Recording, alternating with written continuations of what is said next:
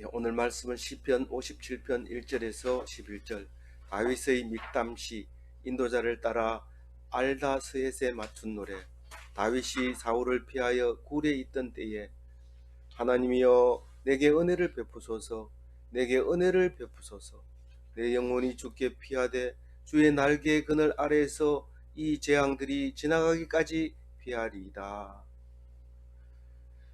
오늘 굴에 있을 때 다윗이 쓴 시 이렇게 얘기하는데, 굴에 있었다는 것은 아둘람 굴을 말하고 있습니다. 이 아둘람 굴은 어디 있느냐 하면 어제 얘기했던 가드하고도 가깝고 예루살렘하고도 가깝고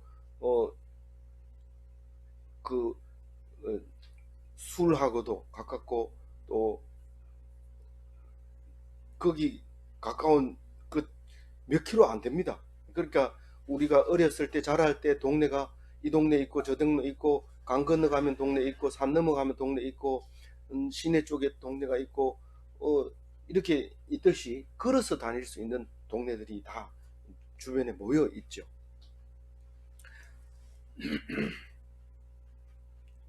죄송합니다. 그런데 이 그 굴에 가장 많이 피해 있었던 것 같아요. 무슨 일만 있으면 굴에 들어갔는데, 이 또 굴에는 사울이 찾아오면 또 피하는 보조로 세워놨기 때문에 굴에 들어오면 또 잽싸게 피하고 그렇게 했던 것 같아요. 그러니까 우리가 이 시편을 읽을 때 어떤 감정으로 읽어야 되느냐 하면, 지금 주적이 확실하다. 내가 무고과 싸워야 된다는 것이 확실하고, 내가 지금은 아무 문제 없다. 굴에서 나 사람이 가져온 음식을 먹고 또 동료들도 그 굴에 함께 있고 그런 입장에서 보면은 아무 문제가 없습니다. 그러나 분명한 것은 주적이 있다는 사실입니다. 요게 오늘 시를 읽을 때 놓쳐버리면 안 됩니다. 왜 나는 이게 감동이 없지? 그러면 그 조건에 안 맞으니까 감동이 없는 겁니다.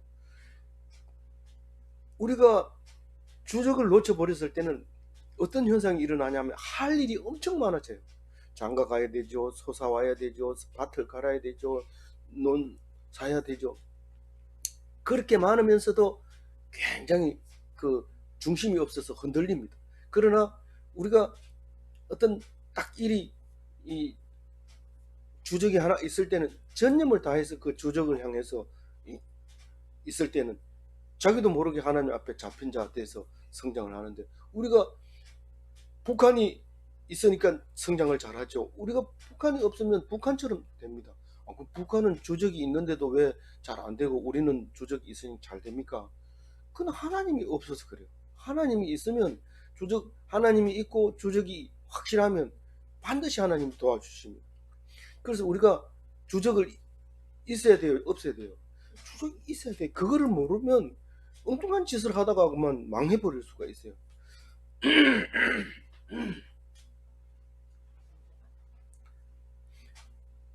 그래서 오늘 우리가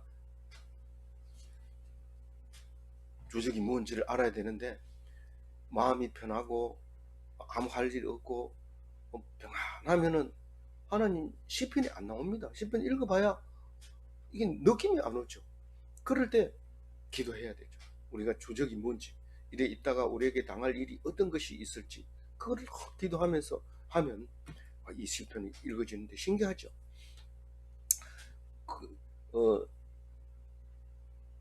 주적이 없는 사람 없습니다. 그러나 그게 편안할 때는 편안해야 되지. 왜 나는 다윗처럼 이렇게 마음이 이 조급하지 못하고 이럴까 큰일 나는 거 아니냐. 물론 그런 마음이 굉장히 중요한 마음이죠. 그렇게 자기를 점검하고 생각해 보는 건 이 시편을 읽을 수 있는 준비 자세가 됐다는 뜻입니다. 근데 그거를 또 시편을 안 읽고 나도 힘이 들어야지, 어려워야지, 그래서 적을 만들기 위해서 나가서 남들 혼내주고 그리고 주적으로 만들어 가지고 싸우고 이렇게 하면 그거는 하나님이 쌩까입니다. 뭐 나는 모르겠다. 네 알아서 해라. 이렇게 하는 거니까. 그래서 주어질 때 항상 감사하고 기뻐하면서 시편, 다윗은 좋을 때 시편 노래 부르는 거 보세요. 날마다 복 있는 사람은 뭐 이러면서 막 노래하는 거 보면은 어떻게 이렇게 편할 때도 이런 소리가 나오나, 이런 소리를 시편을 읽을 때도 있지만, 또 이럴 때는 또 이렇게 고통이라기보단 고통스럽지는 않지만 주적을 알고 노래할 때 이게 들려지는 겁니다. 저 아둘람은요, 이 성경에 처음 나오는 게 아닙니다. 그, 그 유다 지파의, 그러니까 누구예요? 네 번째 아들, 누구의 네 번째 아들?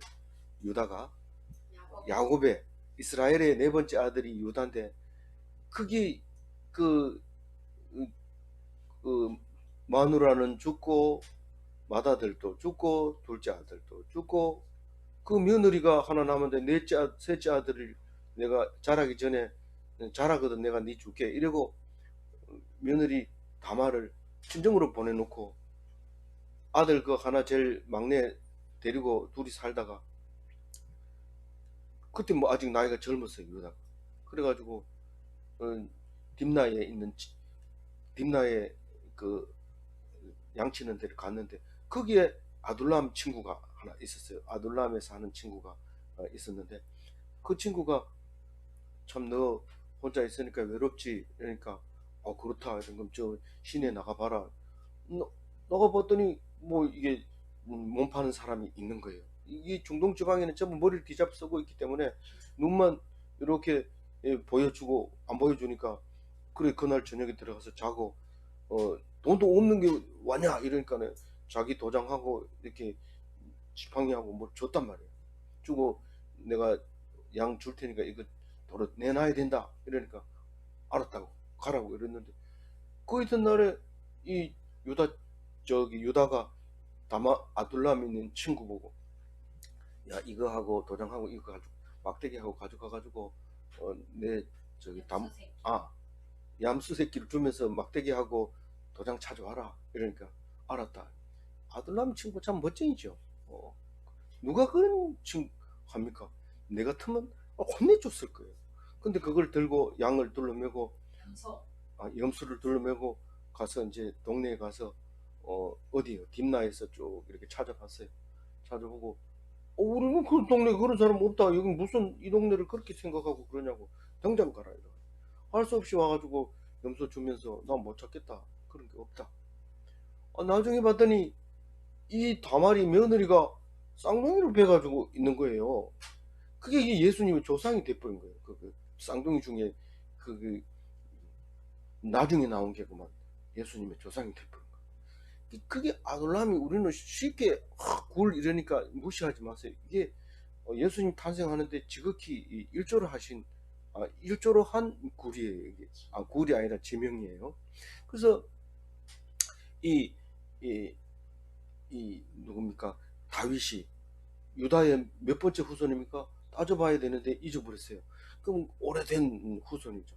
그 후손이 유다가 이제 유다의 왕으로 오셨잖아요.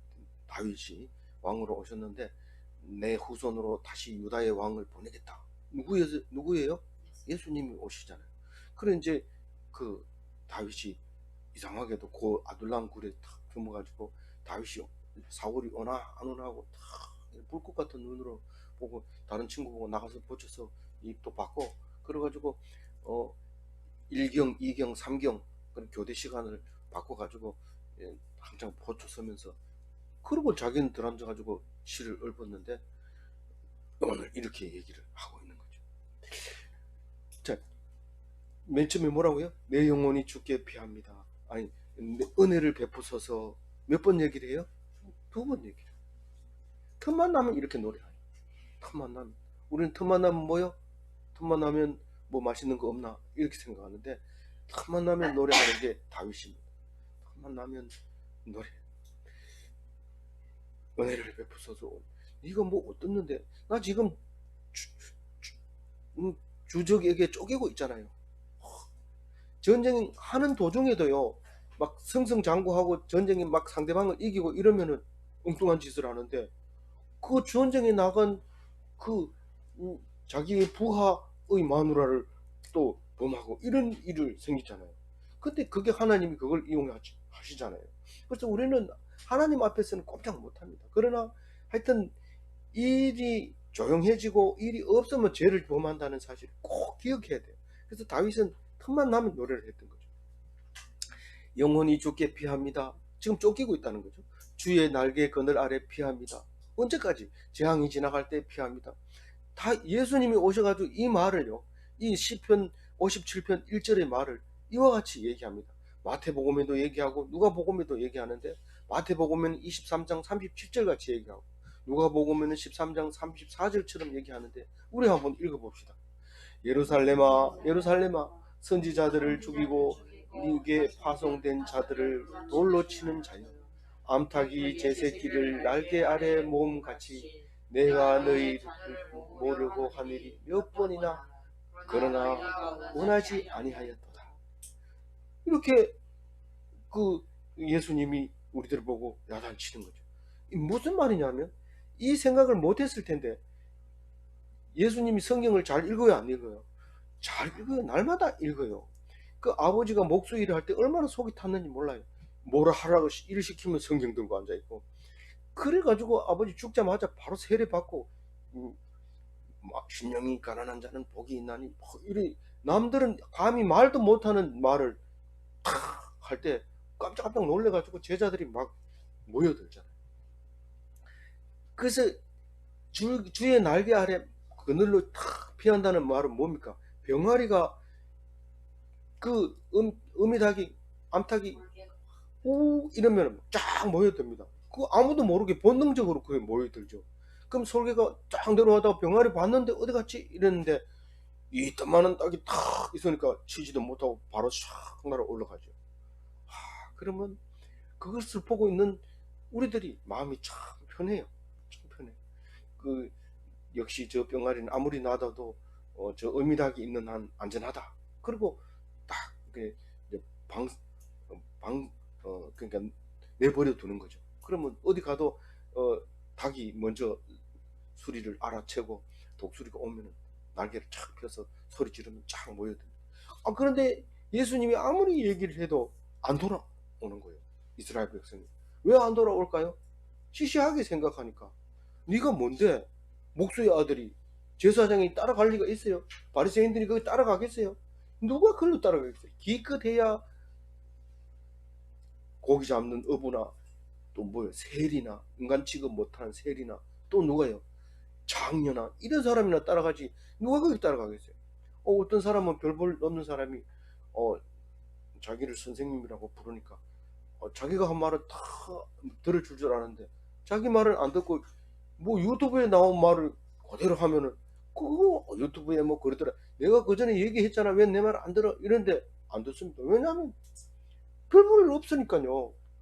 근데 자기는 굉장히 높은 줄 알고 내 말 안 듣는다 이러죠. 예수님 그리 얘기해도 안 따라오는 거예요. 안 따라오는, 내가 가슴을 치면서 왜 나를 안 따라오냐, 내가 어미 닭처럼 이렇게 불러도 왜 안 따라오냐 이런데, 바리새인, 다른 바리새인 중에도 따라온 사람 있어요. 뭐 니고데모 이런 사람은 와가지고 밤에 막 물어보고 이랬잖아요. 그런데 안 따라온다고 애가 타가지고, 내가 유대인의 왕으로 왔는데 너희들 왜 이러냐 이랬는데, 왜 안 온다고 생각해요? 모르니까. 네가 뭔데? 내가 뭔데? 나이도 33살밖에 안 됐는 게 63살 먹어가지고 얘기를 해도 안 듣는데 33살 먹으면 누가 따라오겠냐? 얘야 물 떠와라. 그 니들은 아직 안 들어도 된다 이러면서 그렇게 얘기하죠. 그때 이 말을 하는 거예요. 1절 말이 이 예수님은 읽었던 거죠. 그리고 그것을 말하는 거죠. 자세하게 설명해서 풀어서 말하는 거예요. 풀어서. 2절 얘기합니다. 2절 읽어봅니다. 내가 지존하신 하나님께 부르짖으며 곧 나를 위하여 모든 것을 이루시는 하나님께 부르짖습니다. 그러면서 이제 노래하는 거죠. 그 지존하신 하나님, 그리고 나를 위하여 모든 것을 이루시는 하나님. 이거 딱 읽으면서 띵해지는데, 안 띵해지는 사람도 있어요. 이걸 읽고 그게 뭔데 이러지만은, 이게 뭐 온 세상을 나를 위해 지었다는 거예요. 나를 위해 지었. 얼마나 대단한 사람입니까? 이 다윗을 보면서 너 되게 뻔뻔하다. 이게 어떻게 모든 게 너를 위해서 지었단 말이고, 이 모든 세상은 나를 위해 지은 거야. 천지 만물은 오직 나를 위해서 만들으셔서. 다윗이 그 얘기하는 거야. 나도 부럽다. 니처럼 그렇게 생각했으면 좋겠다. 우리가 다 그런 사람이잖아요. 다윗 신앙이 되고 싶어요. 그렇지만은 뭐 하다가 잘 안 되면 하나님 왜 이러십니까? 저 사람은 저렇게 잘해주면서 왜 나는 이렇게 해줍니까? 그럼 하나님한테 막대했답니다. 그런데 이 시를 읽은 다윗은 그런 말을 한 적이 없어요. 남에게 비교해가지고 남은 많이 주는데 왜 난 안 줍니까? 이런 얘기 한 적이 없어요. 이게 다윗 신앙이기 때문에 그런 거예요. 내가 너를 위해서 준 거야. 아니 나를 위해서 이렇게 힘들고 험하게 이렇게 합니까? 힘들고 험하게 한다는 거. 왜? 너를 위해서 한다는 거예요. 너는 모르지만 난 너를 위해서 하고 있다는 거. 그래서 어떤 사람이 금붕어를 사가지고 어항에다 집어넣으면서 너는 한 시간만 살다 죽어라. 이런 사람이 어디 있어요? 내가 이거 돈을 비싸게 주고 사고 특별히 좋은 거 이쁜 거 골라서 샀으니까 내가 특별히 네가 좋아가지고 사니까 이거 좀 오래 살아 있어야 돼. 빨리 죽으면 안 돼. 내가 돈 주고 산 거야. 값을 치른 거야. 그러니까 오래 살아. 이러고 딱 집어넣는데. 근데 들어가 보면 물도 깨끗하지도 않고 싫어가지고 나 왜 이럽니까? 나 죽을래요. 이런데 하나님 속상하죠. 근데 네가 그걸 견뎌야 돼. 견디고 나면 그보다 더 더러운 물에도 살 수 있어. 훈련 받아야 돼. 이런데 견디죠.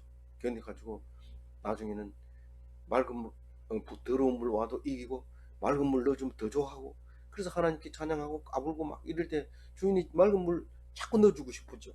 그런데 너무 맑은 물 넣어주면 또 나중에 적응력이 떨어져가지고 쉽게 죽을 수 있어요. 제 말을 믿고 또 딱 부정물 주고 이럴 필요는 없습니다. 제가 모르고 그냥 하는 소리입니다. 그러니까 그냥 의한 키운 거하고 관계없이 들어주시면 됩니다. 하나님이 나를 그렇게 힘들게 하는 것 같이 보여도 그게 다 훈련이었다는 사실을 나중에 알고 보면 감사하고 기뻐하고 그럴 일이죠. 우리 3절 한번 읽어봅니다. 그가 하늘에서 보내사 나를 삼키려는 자의 비방에서 나를 구원하실지라. 셀라.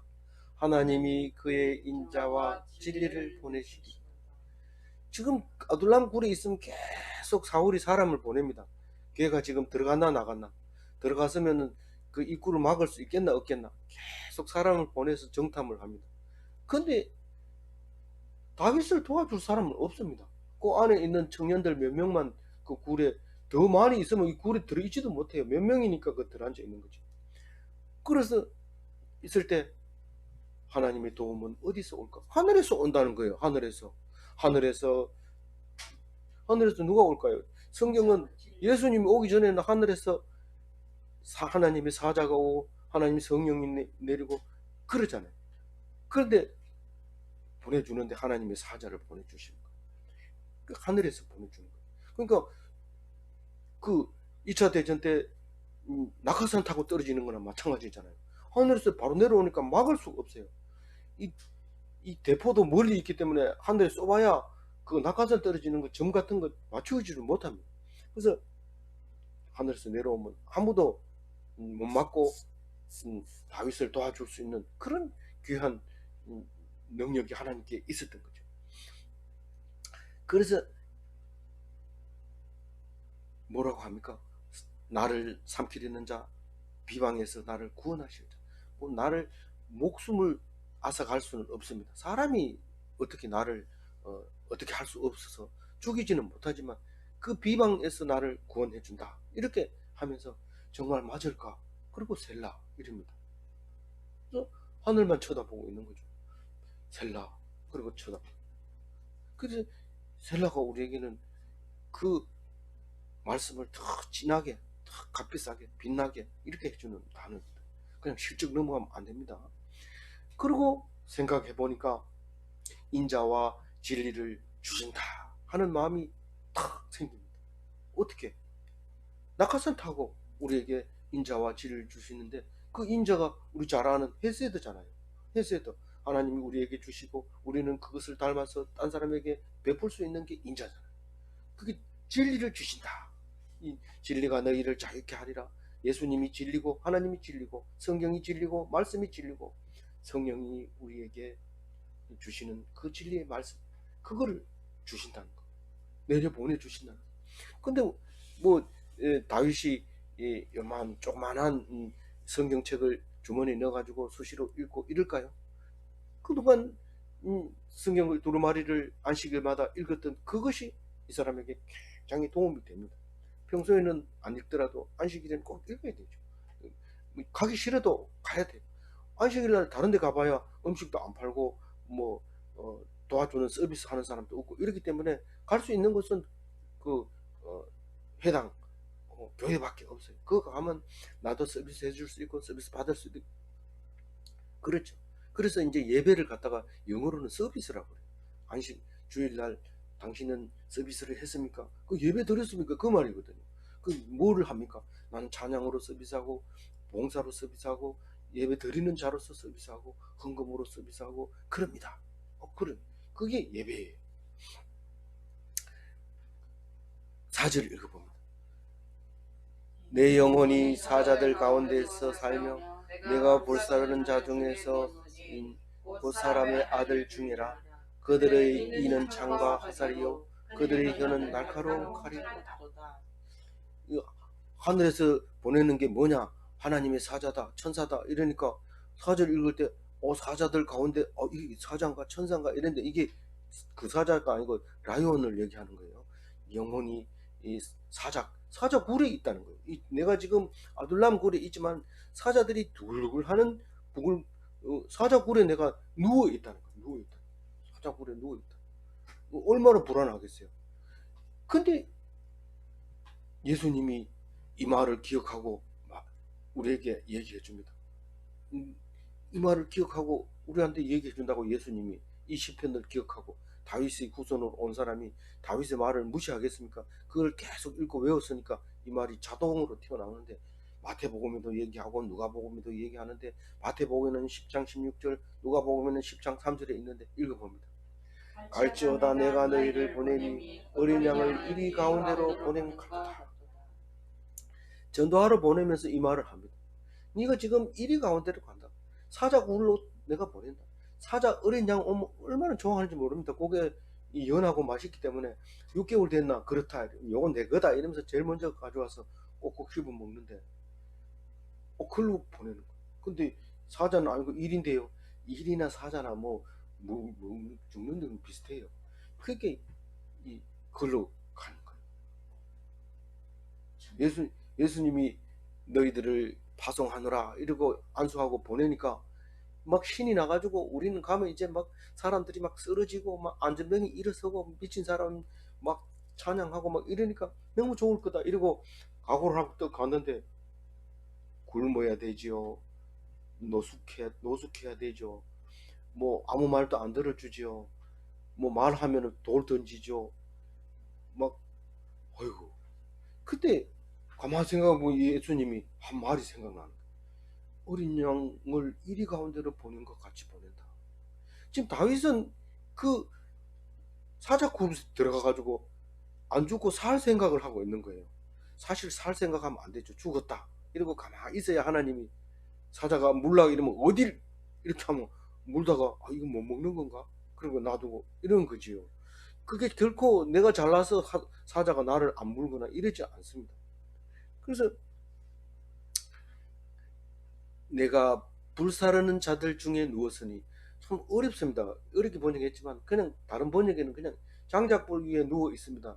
뭡니까? 장작불 위에는 지금 내가 잠시만 정신을 놓으면 벌써 죄가 될 수밖에 없는 불이 아주 불기가 덜 올라온 그 상태를 지금 얘기하고 있는 거예요. 지금 곧 불이 나를 공격합니다. 그런 뜻입니다.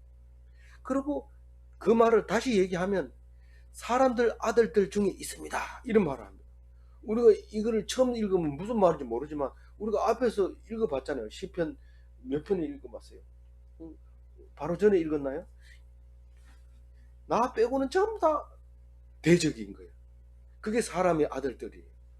그러니까 그 속에 대적들 속에 내가 삽니다. 그럼 같이 있는 청년들이 기분 나빠할 거 아니에요. 노래를 그렇게 합니다. 아마 그 같이 있는 청년들 없을 때 이 노래 했는지 몰라요. 그렇지만 우리는 이 노래를 그렇게 한 거예요. 그래서 그들이 이는 뭐 같다고요? 창과 화살. 이는 이게 한자밖에 안 되기 때문에 우리가 자꾸 이가 이빨 이렇게 얘기하는데 사실 이빨은 좋은 말은 아니거든요. 그런데 이빨이라고 쓰는 게 많이 쓰기 때문에 그냥 써도 사람들이 크게 기분 나빠하지 않아요. 뭐 이빨 몇 개 바꿨어요 이렇게 얘기해도 되는데, 원래는 이빨을 짐승들한테 하고 또 사람한테는 낮게 부를 때 그렇게 쓰는 건데, 이제는 뭐 보편적으로 써도 됩니다. 그러나 표준어는 아니에요 이빨은. 그래서 그 이빨이 꼭 동물 이빨 같이 창과 화살처럼 사람을 해치고 상처를 주는 거구나. 혓바닥은 날카로운 칼 같도다. 계속해서 날카로운 칼처럼 이렇게 혀를 사용하면 어떻게 한다 했어요? 이 앞에서 혀를 잘라버려요. 잘라버리는데 가로로 자르면 없어지지만 세로로 자르면 두 갈래로 이렇게 나타나요. 하나님이 혀를 갈라버리겠다 이렇게 했어요. 그런데 뱀이 혀가 얼마나 간사합니까? 그래서 혀를 갈라버렸어요. 그래서 혓바닥 뱀의 혀를 자세히 보면 두 갈래로 갈라졌어요. 날람날람 하는데 보면 저게 하나님이 그게 못됐으니까 혀를 잘랐구나. 우리 시편 묵상한 사람은 그게 이해가 가요. 아, 네가 못돼 놓으니까 혓바닥을 하나님이 갈른 거야. 근데 딱 만나자마자 혀를 날람날람 이럽니다. 이 뱀이 얼마나 간사했으면 그랬을까요? 그렇게 노래를 합니다. 근데 이런 노래가 우리가 진짜 어려움 중에서 이 노래가 나올까요? 안 나옵니다. 어려울 때는 시편을 읽어야 돼. 어려울 때는 시편. 그래서 교도소에 있는 사람들은 대부분 시편, 잠언, 그 다음에 신약에다가 시편, 잠언 이런 성경이 들어있는 것만 꼭 들고 읽습니다. 예수님 말씀 읽다가 시편, 잠언 읽고 이런데 그 속에 이 시편이 어려움을 이겨내는 힘을 주게 되죠. 그래서 이제 5절부터는 그 11절까지는 찬양에 대해서 나오는데 이거는 그 이학에서 이공학에서 전공한 사람들, 뇌가 발달한 사람은 별로 읽을 게 없어요. 그러나 인문학을 전공한 사람은 멋있죠. 근데 이공학도들이 이거를 읽으면 별로 건질 게 없는 것처럼 보여요.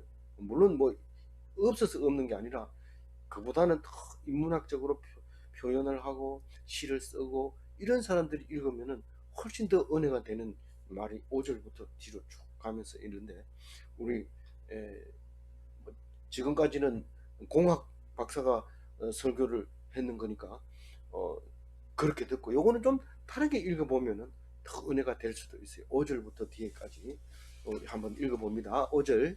하나님이여 주는 하늘 위에 높이 들리시며 주의 영광이 온 세계 위에 높아지기를 원하나이다. 만약 이게 공학도가 이거를 시편으로 다시 바꾸면은 복잡해집니다. 이거는 다른 뜻이 아니라 하늘에 계신 우리 아버지 이거를 노래한 거다. 그리고 두 번째로 주의 영광이 온 세계에 높이소서, 이 말은 주의 이름을 홀로 받으실 높임을 받으실 하나님 이렇게 바꿔 불러야지, 이렇게 부르면 우리가 이해가 안 된다 이러지만, 찬양 한번 들어보세요. 온 세계 위에 높아지기를 원하나이다. 그 찬양이 여러 번 나오는데 계속 반복해서 그것만 합니다. 그럼 막 사람이 기분이 업되면서 가면서 이 소리가 줄어들어야 되는데, 보통 찬송은 야 재미없다, 보통 노래는 그 노래 계속 들으면 싫어합니다. 근데 이 5절 같은 찬양을 만들어서 복음송을 부르면요, 한 번 불러가 성이 안 찹니다. 두 번 부르면 조금 낫고, 세 번 부르면 정신이 들고, 네 번 부르면 정신이 없고, 다섯 번 부르면 엑스터시 상태로 들어가서 자기가 뭔 노래 하는지 모르고 계속 부르는데, 어떤 사람은 듣기 싫다 이러면 찬양 끝났나 이러고 끝날 때까지 밖에서 기다린 사람도 있어요. 사람은 교회 가면 이런 사람도 있고 저런 사람도 있는 거지 다 자기 마음에 들진 않아요. 어떤 사람은 찬양 끝나면 오는 사람이 있고, 어떤 사람은 찬양 끝나면 집에 가는 사람도 있어요. 찬양 끝나면 좋다, 설교는 난 지루해서 못 듣겠어 이런 사람이 있는데, 그걸 다 이해를 해야 돼요. 그러면서 교회는 이렇게 돌아가는 거죠. 그래서 우리 묵상교회 오면은 찬양팀이 없어요. 그래서 좀 찬양팀들은 잘 안 올라가죠. 뭐 교회라는 게 찬양도 있고 뭐 주차하는 안내하는 사람도 있고 이래야 되지, 주차 아무데나 하고 오세요 이러고 뭐 찬양도 안 하고 바로 말씀 묵상 1시간씩 하는 거 나 듣기 싫다 이러면 못 오는데, 꼭 와야 되는 건 아니에요. 묵상교육 아니고 다른 데는 얼마든지 있기 때문에. 그래서 찾아서 좋은 데 가시고, 그러면 또 우리가 하나님 은혜를 받다 보면 또 전향팀이 생길 수도 있고 이런 거니까 기대하시고. 또 6절 읽어봅니다. 그들이 내 걸음을 막으려고 그물을 준비하였으니 내 영혼이 억울하도다. 그들이 내 앞에서 웅덩이를 파서 자기들이 그 중에 빠졌도다. 셀라. 이 셀라는 여러 번 불러도 되는데 요거는 저기 찬양 복음송에 잘 안 나오더라고요. 잘 안 나오는데, 그들이 나를 잡으려고 그물을 칩니다. 다른 번역에는 그렇게 나와요. 그리고 그러나 그들이 자기가 판 웅덩이에 빠집니다. 이렇게 속이 시원하잖아요. 정말 그런가 하고 셀라 합니다. 내가 말을 했긴 했는데 그 말이 맞는가? 또 한번 생각해 봐라. 지금 그들이 내가 얼마나 억울했나? 내가 뭘 잘못했다고 나를 그렇게 잡으려고 애를 쓰는데, 그렇지만 너들이 판 웅덩이에 너들이 빠졌지 않느냐? 그렇게 생각할 때 이게 뭘로 바뀝니까? 노래로 확신에 찬 노래로 바뀌어버리는 거를. 이게 셀라가 없으면 7절이 없어요. 셀라가 꼭 있어야 7절이 있는데, 그것을 깊이 생각하니까 뭐가 되는 거예요? 내가 확신이 섭니다. 확신이 서는 걸 어떻게 말했냐면 7절과 같이 얘기했어요. 읽어봅니다. 하나님이여 내 마음이 확정되었고 내 마음이 확정되었습니다. 내가 노래하고 내가 찬송하리이다.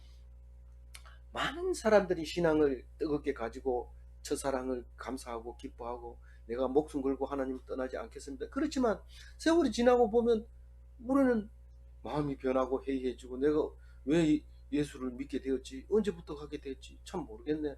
그러면서 가고 싶지 않은 생각이 들 때가 있습니다. 그럴 때 두 번 얘기해야 돼요. 한 번만 얘기하는 게 아니고 내가 내 마음이 확정되었사오니. 근데 이거를 맨날 묵상하는 사람이 읽으라 이러면 확신으로 노래합니다 이렇게 하는데, 그거 가지고 뜨겁게 만들 수 있겠어요? 썰렁해지지. 오히려 확신으로 노래합니다.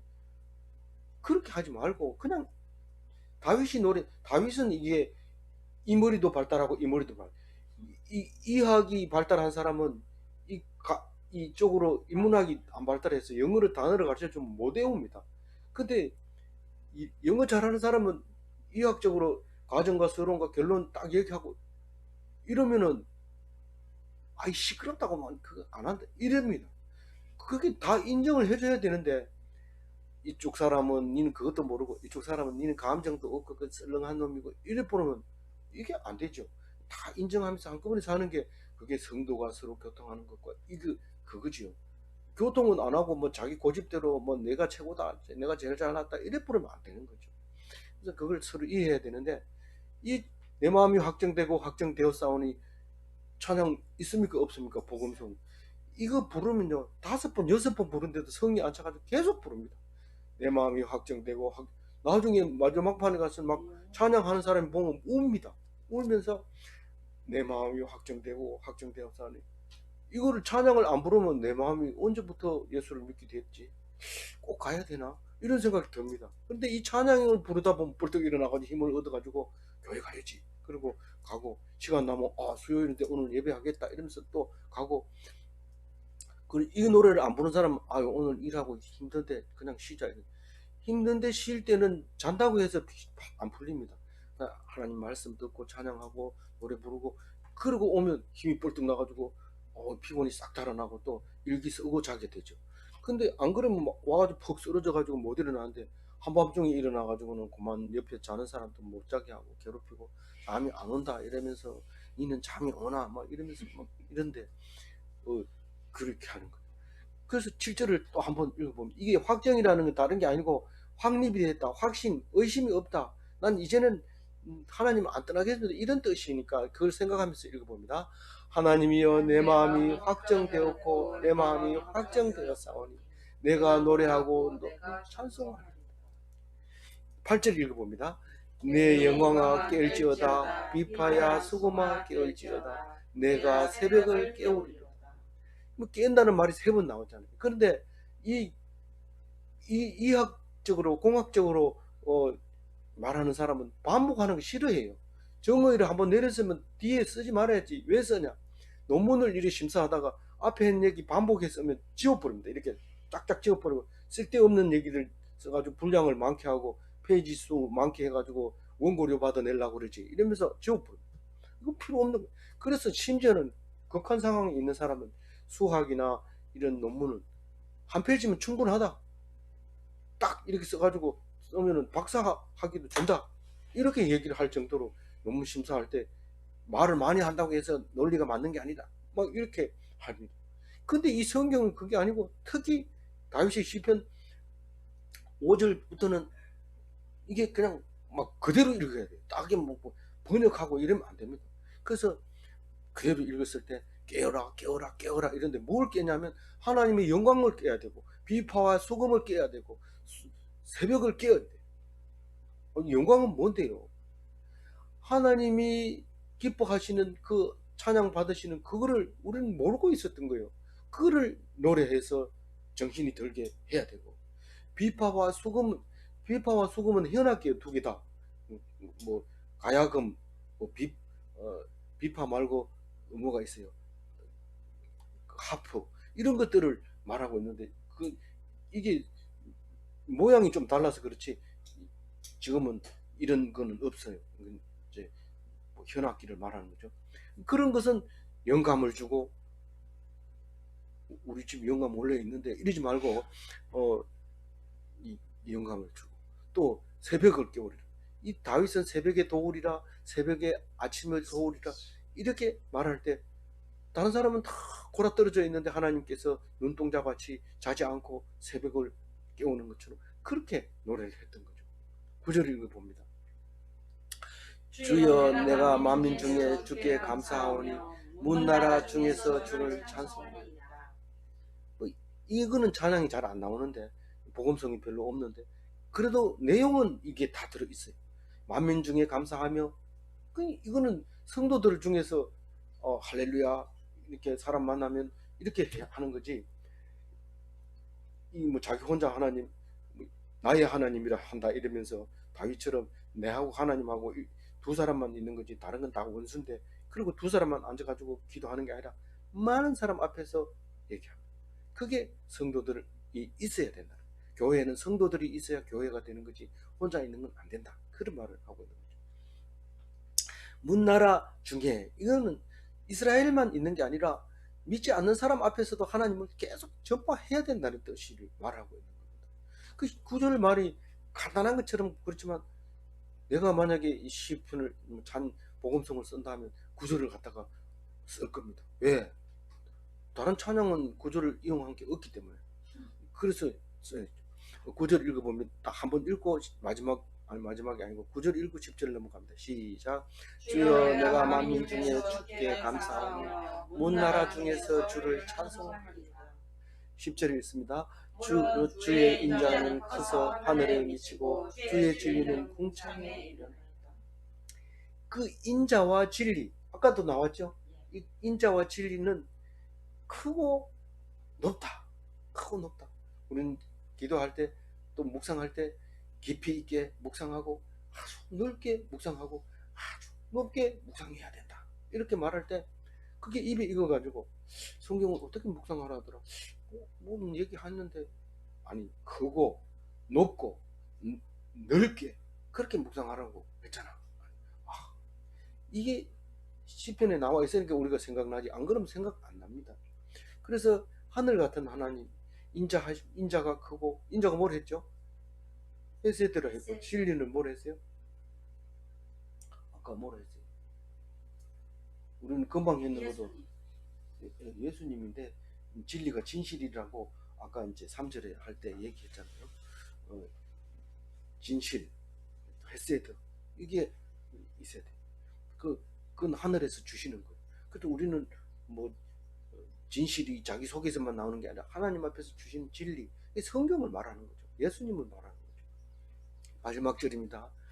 하나님이여 주는 하늘 위에 높이 들리시며 주의 영광이 온 세계 위에 높이 있기를 원하나이다. 어디서 많이 듣던 소리죠. 방금 전에 했잖아요. 5절에 똑같이 얘기를 하고 있습니다. 하늘의 하나님 높임을 받으시옵소서 이렇게 부르잖아요. 찬양에도 있죠. 그래서 오늘 중심 말씀도 이게 11절이고, 그래서 이게 어디 읽어보면 어디서 들었던 것 같은데 금방 들었던 건데, 이 나이 먹으면 어디서 들었나 이 생각이 안 날 수도 있어요. 금방 했는 거기 때문에. 그래서 그걸 가지고 정리를 하면 그런 겁니다. 세상 사람들은 세상 노래를 합니다. 어, 뭐 사랑은 아무나 하나 뭐 이런 노래는 세상 노래고, 어, 사랑은 아무나 합니다. 그래서 하나님 백성은 사랑을 하나님을 노래하는 게 예, 하나님 백성이고, 세상을 노래하는 세상 사람이고. 그래서 오늘 하루 종일 하나님을 시편을 노래하는 그런 그리스도인이 되는 주일이 되시기 바랍니다. 기도하겠습니다. 하나님 감사합니다. 우리에게 주신 귀한 시편의 말씀, 생각이 안 날 때에는 시편을 읽게 하시려고 시편을 주신 것 감사합니다. 다윗은 그 시편이 늘 굴에 있을 때, 나를 향하여 공격해오는 주적이 있을 때 노래했지만, 우리는 주적을 잃고 유리방황하는 사람이 되지 않도록 이 말씀 주신 것 감사합니다. 하나님, 이 말씀은 누가 갖다 주는 것이 아니라 하늘에서 내려오는 것이니 이 말씀 꼭 붙잡고 하나님 믿는 자로서의 모습을 잃지 않게 하여 주옵소서. 축복하는 주일 되게 하여 주옵소서. 감사하옵고 우리 주 예수 그리스도 이름으로 기도 올려옵나이다. 아멘.